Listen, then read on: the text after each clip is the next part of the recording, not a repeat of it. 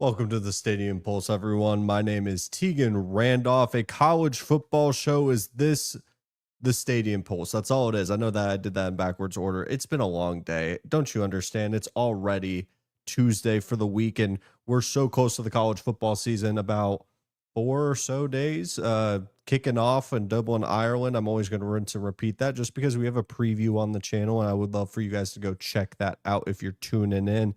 And this is powered by Kretschman Media. I promise you, there is so much great content that's being made on this media company. We have had so much great momentum. Last show for the Stadium Pulse was easily the best show that we've done so far. We had a ton of viewership coming in, about a couple people come and talk. And I promise you, this is just the beginning of something that's going to be quite incredible. We have a fantastic show set for you guys today. We're going to be talking about Auburn, and transparently, if you follow my TikTok page, you know that I got beef with Auburn fans right now because God forbid I say anything negative about Hugh Freeze and company going into the 2025 season. Mind you, I'm pretty high on Auburn to do well this year. We're going to talk about the group of five. I've always said with this channel that we will not just stick with the Power Four programs. College football is so much bigger than just the top teams in the country, the Ohio States, the Penn States, the Georgias, the Alabamas of the world. I come from a group of five school. That's where I graduated, and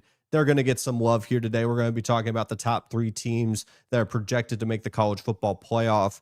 And sticking in the SEC, we're going to talk a little bit about South Carolina. I have some hesitancy about South Carolina that I want to communicate before we get into the season, before the ball gets rolling, before we're talking about week one. I promise you, we're set up for just a fantastic start for college football.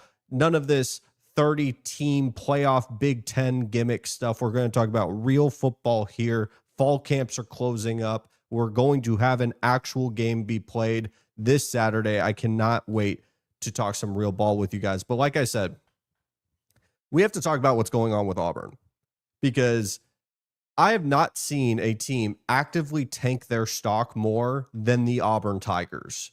It's mind-boggling. Each thing that I have seen come out of fall camp, it's not even fall camp. Did you know that the Auburn Tigers won 4 national championships today? Never seen it before. They won 4 national championships because they decided to claim a bunch of random national championships dating all the way back to like 1910, which, I mean, if you want to do that, if that's your prerogative, go for it. But then they also claimed the 2004 national championship, you know, the one that has the USC Trojans go undefeated as well, but Auburn feels like they got screwed. That's another topic for another day, honestly, for more of the offseason, to talk about claimed national championships. But it's just more things that continue to stack up that are like red flags for Auburn. And I'm not going to completely change my record prediction for them. I think they're going to be pretty good, but they are very dependent on Jackson Arnold working out. Let's talk about Jackson Arnold first. So let's not talk about Hugh Freeze in the hot seat and Auburn overall, just specifically the former 5-star Elite 11 MVP Jackson Arnold. I worry for this kid's career because it seems like there's too many cooks in the kitchen, because there's this pressurized system that is Auburn in 2025 that it has to work for them. He has a 5-star in the background waiting in the wings to potentially start, a guy that wanted Cam Newton's number, and Cam Newton respectfully said, no shot. And now that number is going to be retired. That's a good piece of Auburn news. But Deuce Knight's waiting in the wings, and you have a guy in Jackson Arnold who is trying to revive his career, almost do what Bo Nix did when he went to Oregon, left Auburn, had an up and down start. You know, it was a little bit longer than what Arnold did with Oklahoma, but he goes to Oregon and revives his career. Instead, going into the season, and these are the red flags I'm talking about, like I could talk about the practice clip where it's an outbreaking route. Arnold hesitates. He doesn't even throw the open football and gets chewed out by Hugh Freeze. That's just part of fall camp. You rather him make that mistake in fall camp than in a live game. We could talk about the fact that Hugh Freeze just today, Tuesday, a week and a half from game week, they play on a Friday. I will be at that game against Baylor. We'll talk about that here in a minute. That when Hugh Freeze is asked, are you guys going to play 3 quarterbacks? He said, yes. Your guy that is going to save your job. Now, Hugh Freeze could have been, tongue in cheek, kind of joking, but seemed pretty serious, at least when you go watch the clip back. And maybe it's just to, spook Dave Aranda a little bit and make him question who's going to be the starting quarterback, because there's a lot of different play styles in that quarterback room. The red flag to me, more than even the scrimmage, is not going well, which I've been told by Auburn fans that, well, the defense knows the play call, so of course the defense is going to do well in the scrimmages, which is crazy to me. It comes down to the play calling. I think Auburn's having too many cooks in the kitchen. When they talk about a co-offensive coordinator system, which I already think is a red flag in general, paired with a head coach that is going to be a lot more hands-on with the offense. It's already been talked about. Derek Nix, one of the co-offensive coordinators, is going to handle first down play calls. On the second down, we're looking at Hugh Freeze, which, by the way, Hugh Freeze on any of these play calls can override a certain play call that was chosen by one of his co-offensive coordinators, which kind of reminds me of, if you're teaching a kid to drive for the first time and you're a parent sitting in the passenger seat, at what point are you going to grab the wheel? At what point are you not going to let them actually drive the car? That's how I feel of a helicopter parent when you are looking at Hugh Freeze with these two co-offensive coordinators, and you have these three minds all potentially having different perspectives of what they want to do, that can overload a young quarterback like Jackson Arnold. Because on third down, it's supposed to be the quarterback's coach / co-offensive coordinator and Kent Austin. So you can have situations where you have three different play callers on a singular drive. A 3-and-out could have three different play callers. I don't think that is something that is going to support Jackson Arnold's development. You're going into, a underrated environment, in my opinion, with McLean Stadium against Baylor. Like I mentioned, I'm going to be there. I'm very excited to go see Baylor Stadium for the very first time. It's a Friday night game. Those games tend to get a little wonky, and you're going against Sawyer Robertson and Baylor, a team that had a ton of momentum to finish the last season. Auburn had a little bit of that last year as well when they beat Texas A&M in that 4 overtime thriller. But Auburn has to win this game. Baylor could lose that game, move on. They play in the Big 12. They could still make a Big 12 championship. If Auburn's to lose this, especially in disappointing fashion, where I do think they're going to have a top 15 defense, I do think they're going to play at a very good level. But if the offense kind of crawls and scratches their way to maybe like 20 points and somehow that wins them the football game, I have a lot of confirmations that these red flags are longer term issues for Auburn, especially knowing that this is make or break for Hugh Freeze. And when we look at Oklahoma, Florida, and Auburn, one of those programs is not going to work out this year. I hate to break the news to somebody, but one of those programs is just not going to have the same head coach going into 2025 that they did the following season. And I'm worried it might be Auburn, because I'm seeing plenty of red flags that might confirm my suspicion that they may be the odd one out, because I like what Oklahoma is doing. I like what Florida is doing. I think they're well equipped to play very well.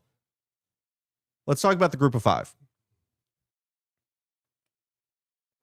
As you know, the group of 5 gets a automatic bid, the highest group of 5 team. They will not be getting a bye, because we are setting up the college football playoff in a different format this year, which is going to be damn near an annual thing at this point. They more than likely are going to take the 12 seed. So what I did was, instead of just picking a bunch of names out of the hat, because it truly kind of feels like that when we're talking about the group 5, you have a plethora of teams. I could see my alma mater, Texas State, winning it. I could see James Madison making it. There's so many teams here that we could be talking about, but I picked 3 common names that when you go look at college football media guys and they put out their college football playoff rankings or predictions, these are the common players that you will see. It'd be dumb for me not to mention Boise State as a potential college football playoff contender once again. You may ask yourself, well, Ashton Jeanty is not playing for Boise State anymore. He's off to the Las Vegas Raiders with Chip Kelly and Pete Carroll. Why would you still believe in Boise State if the guy that has had the best season since Barry freaking Sanders is not there anymore? Well, I love their head coach. Spencer Danielson, I think, is going to always have Boise State at a very high floor, solely because of his ability to get the most out of that defense, paired with the fact that they have their quarterback returning in Maddox Madsen. That continuity of the head coach and some of the defensive pieces. This is not a team that is relying extremely heavy on the transfer portal like a lot of group of 5 teams are. This is a team that's getting the most out of their program and the talent that's there, and you have a quarterback there, plus they have a fantastic offensive line. And I think that's going to be a consistent thing. Very much like Utah, you kind of have a blind faith that Boise State's going to have a very good offensive line, a formidable defense, and if you could just get a little bit more of that running back room, not to the same level of what we saw with Ashton Genty, because that would be ludicrous to expect any kind of player in there. But if it's a committee situation, they're still being able to run the football. Madsen's still able to get it to his playmakers' hands. It'd be dumb for me not to say Boise State's not a contender here, especially knowing, did you know they have to go to Notre Dame, which I think is going to be a sneaky trap game. You know, it's always crazy to say a group of 5 team can beat a power 4 team, but then again, we saw Northern Illinois walk into their building and beat them. They also have to go to USF, and knowing how much I love South Florida's head coach and how they've been able to push Alabama, it's important to note that they have to make that long travel down to USF. But then their home games, they have to go and play UNLV at home and App State, and then a bunch of Mountain West teams that, frankly, are not that great or don't have a inspiring roster that leads me to be concerned. I understand they don't have Genty, but it'd be dumb for me not to have Boise State in this conversation. Memphis is an interesting case because Ryan Silverfield, their head coach, I think is a fantastic head coach that most likely is going to get a bigger opportunity at a Power 4 program at some point. I could say the same thing for the Boise State head coach. What makes this team so interesting when we're talking about Memphis is the fact that they have 9 starters on the offense side of the ball projected from what I can pull from a depth chart website, because obviously official depth charts are being released by the hour, it feels like. And they have 10 defensive transfers that should be starting. This is a team that has completely flipped the roster through the transfer portal. And there's 2 sides to the coin here. Do you have a Florida State situation where it does not mesh and it completely falls apart? And part of that you point to like a guy like Mike Norvell, pardon me. You point to a guy like Mike Norvell as a reason why it didn't mesh together. The coach has to get the blame at that point. Or is it a situation where it clicks? All the transfers work out. You get a little bit more juice than you expected. Memphis is a very dynamic team. They have a lot of familiar faces that you may have seen at a Power 4 program, and it didn't work out for one reason or another. I really do think Memphis is a team that a lot of people are picking because of those transfers. They have a high transfer portal class. I just want to warn that the inverse could easily happen. I understand a lot of people can fall in love with the ceiling of a transfer portal. You can easily just get burned just as bad. It's the same thing I would say for LSU, who had a incredible transfer portal class. Same I would say for Texas Tech. It's that same kind of concern that any team, these could not work out because they're portal transfers for a reason. The one I really wanted to talk about, though, is Tulane. Tulane I find fascinating because I think John Summerall, out of all the head coaches that we've talked about in the group of 5, he's the one that I think is most primed for a Power 4 head coaching opportunity. To my understanding, he took some interviews and were in the conversations for, I believe it was the North Carolina job before, obviously the Belichick situation happened. John Summerall is an incredibly good head coach.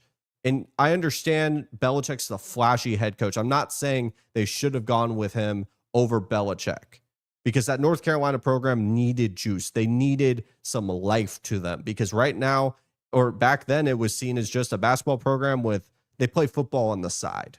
They don't really take football that serious. You bring Belichick in, you're taking football that serious. And Summerall may not have been the most flashy move, but I think they would have gotten incredible production out of him because I think he is primed for a head coaching opportunity. And when you have a good head coach like that, you are raising the ceiling of what your group of 5 program can be. They also have Jake Retzlaff, the BYU quarterback transfer, who I thought was a little overrated at BYU, but he drops down in competition. He leaves BYU for reasons I really can't talk about, but there's certain rules with BYU, and he broke them, and so he goes to Tulane. And I think that it could potentially cause some challenges very early, very similar to a guy like Joey Aguilar, who was named the Tennessee head quarterback. And I think when you don't have the spring ball and you make that midsummer transfer, especially at the quarterback position, it is a tall task to get adequated with your roster and to get used to the scheme. I could see some struggles in their offensive side of the ball, but like I mentioned, the group of 5 is absolutely loaded. I didn't mention James Madison. There's plenty of Sun Belt teams that I really like. Army, I believe, still has their quarterback from last year. They could be a team that's just going to be a very high upside team that continuously is in the space of that 12 seed, because truthfully, they're not going to jump up over a Big 12 team like we saw last year, unless there's another Ashton Jetty out there. Then I could be very much wrong. Before we talk about South Carolina, I want to reiterate, we have 3 people in here, and people are going to watch the show after the fact. I implore you, go check out the channel. We split this show up into medium segments. If you want to just, see a specific segment, I promise you it's going to be out there. If you like YouTube Shorts, if you like TikTok, the Stadium Pulse, you can find it in other areas. We're working to potentially get this onto Apple Podcasts and a bunch of different areas. We're putting a ton of work into this because there is a belief across all channels. And my point being, if you like what you see on this channel, I promise you're going to like the other channels. Just click on the channels tab on the Stadium Pulse and go check them out, because they're putting incredible work in the same quality as across the board. South Carolina. I don't even want to look at the returning production right now. Let's have an honest conversation about what this program is. If you watch the new Netflix SEC show, I believe they were the top team that was shown. Either them or Vanderbilt was the most common team that you saw. And you just have a segment of SEC fans that just have South Carolina's team that they really do believe in because of a guy like Lenora Sellers. It's time to have an honest conversation about Lenora Sellers. Is that fair? Can we have that conversation yet? Because I think he could be a player that at any given Saturday can beat any program in the country. Ohio State, Penn State, Oregon included.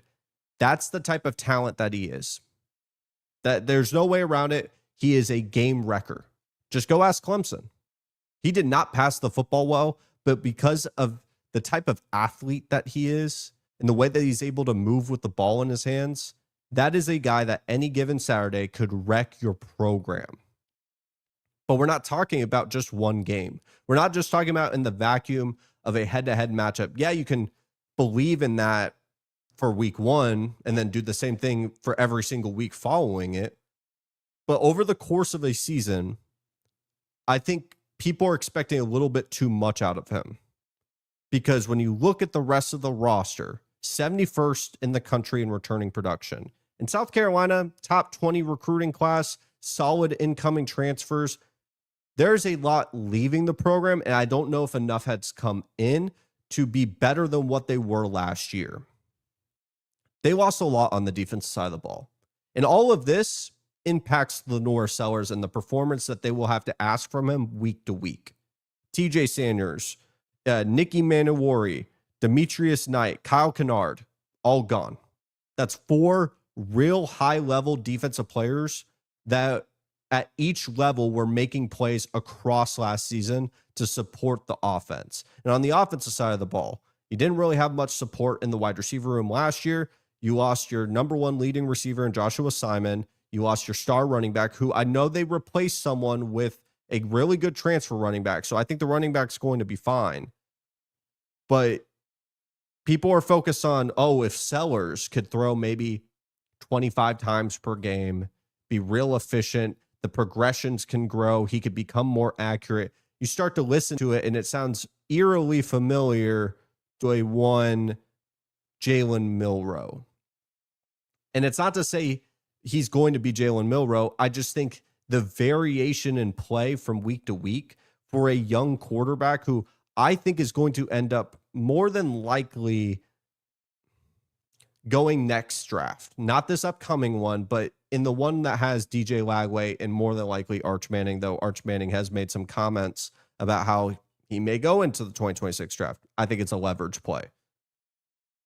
I think what I worry the most with Sellers is the variance of that, What is he going to look like week to week? And does he have to go into game day, walking into Williams-Brice Stadium and saying, I have to put up 30. I have to put up 40 because my defense, though they have a guy like Dylan Stewart, who is one of the most dynamic true sophomores in the country, rivaling Colin Simmons, like a freak of nature pass rusher, but that is just one pass rusher out of 10 guys on a football field. South Carolina has been fantastic in being able to get these hyper athletic athletes that can just wreck games, but their floor, I think, is a lot lower than people are wanting to admit because they fall in love with the ceiling of a dynamic player in Lenore Sellers.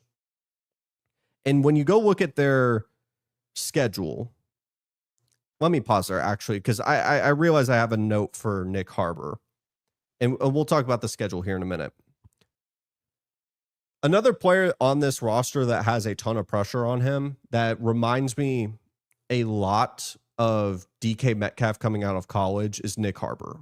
Nick Harbor, if you go on the Freaks list, which is the most dynamic athletes in the country, I forget who makes that list, but it comes out every single year. For the past couple of seasons, it's been Nick Harbor. If you go play college football 25, you go play college football 26, 99 speed, 99 excel, 6'5" wide receiver from South Carolina. If you play the game, you know exactly who I'm talking about. It's Nick Harbor. The track athlete / football hybrid, but now it's just football. This is the first offseason that he went in saying it is just going to be football for me this season. How much is he going to take a jump? Because as much as people think, oh, if he takes a leap, then Sellers takes a leap, I can convince myself that they're going to be in SEC championship. I can convince myself that they were 2 plays last year. That's not me exaggerating. 2 plays last year from making a college football playoff appearance. Most notably, the pick 6 that got called back with Nick Manowari against LSU, which that is one of the worst calls I've ever seen. So you start to convince yourself they had an incredible year to finish last season, but they also forget that they struggled against Old Dominion. If you go watch the Netflix show, they kind of brush over it.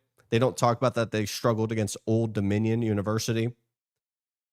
And what I want to warn South Carolina fans is just because Nick Harbor takes a step forward and just because Sellers takes a step forward doesn't automatically equate that they're going to win more football games. It more than likely puts them in a better position against some of the higher quality talents. But at the end of the day, there's more questions than just them two. That offensive line was a problem last year and not a good kind of problem. That defense lost a lot of production. And when you have to go to LSU, you have to go to A&M, Ole Miss, Missouri. That's 4 games right there. And you have Clemson coming to town. You have Bama coming to town. You have Oklahoma. That is 7 losable games right there. Do I think they're going to lose all 7? No. But do I see them potentially going sub 500 against them? Probably. I could see LSU being a really tough matchup for that secondary. I really think that's going to be a problem. I think A&M is a bad matchup. Very similar. I wonder what they're going to look like against the run with all those front 7 pieces out the window. Ole Miss, on the road, that's a challenge. Missouri's going to be able to run the football. Same concern I had with A&M. You go to Clemson, they're going to want revenge after what happened. I mean, if you have an opportunity to go watch the highlights that we saw with I laughed because Sellers just, it was a video game. It was like playing on rookie mode with what he's able to do against Clemson. Best believe my national championship pick in Clemson is going to want to beat them. Alabama, they should play better than what they did against you last year. Oklahoma, they should play better than what they did last year. All these teams could easily beat South Carolina. And what I worry about is I see them at like top 15 range. And people have cooled off on them a little bit, but I've gotten so much pushback on South Carolina being like a lower half SEC team in my eyes. I expect some regression to the mean. And this take that I'm about to say really doesn't have any merit to it. Everything else that I have said, I think has some backing you can stand on. But the thing that I've always said with South Carolina is when the hype is there going into the season, that's when you fade them. And when they're not being talked about, that's when you buy in. Same can be applied to Auburn. People that have been college football fans for a very long time and has watched South Carolina and how they operate, I'd be shocked if they disagreed completely with what I'm trying to say, where when they're not being talked about the most, that's when you have to buy in and say that they're going to hit their over. I worry for South Carolina because I originally was going to be just talking about the players, but then I pulled up the schedule and I just knew I had to mention it because they're being seen as this tier 2 SEC team with the Oklahomas, the A&Ms, the Floridas, the Auburns of the world. And we all can collectively agree as college football fans that one of those programs is going to take a leap. That's more than likely is going to be something that I talk about next week on the show is what team from there is going to take that leap. I've said that A&M could easily be the top of that pack, but I want to talk about the other ones and the likelihood of that. But that's for next week, because the next time that you will see me, we'll have another loaded show on Thursday. We'll be talking around the same time as right now, 5:30 Central, 6:30 Eastern. And then we'll talk Sunday. And we have about a couple minutes left in the show, and I'll just say this. The way that this show's going to work is Sundays, we're going to recap what happened on Saturday. Sure, we may have some Sunday games, and we will definitely for week 1, to my understanding, either South Carolina versus Virginia Tech is on Sunday, or Clemson versus LSU could be potentially Sunday as well. They spread them out before the NFL season kicks in. So we'll recap what happens on Saturday traditionally. Tuesday, we'll look ahead, see if there's any new injury updates, discuss some of the relevant news as we ramp up to the next Saturday. On Thursday, that is predictions day. We'll pull a bunch of games. I'll tell you which ones are some of my favorite leans in terms of if you like to sprinkle a little bit of money on it, I'll tell you where I'm leaning. But I'm going to give you my predictions and why, and give an outlook for what is a chaotic Saturday more than likely. And we'll just rinse and repeat that going for the rest of the season. We'll talk Heisman. We'll talk about all the different awards here. We'll talk about the teams that aren't being talked about enough. We'll talk hot seats. This is a college football show. I want it to be driven by you. If you are watching this show back in say 3 months from now, and this show is doing fantastic, I want to be clear from the very beginning. This is going to be a show driven by you at one point.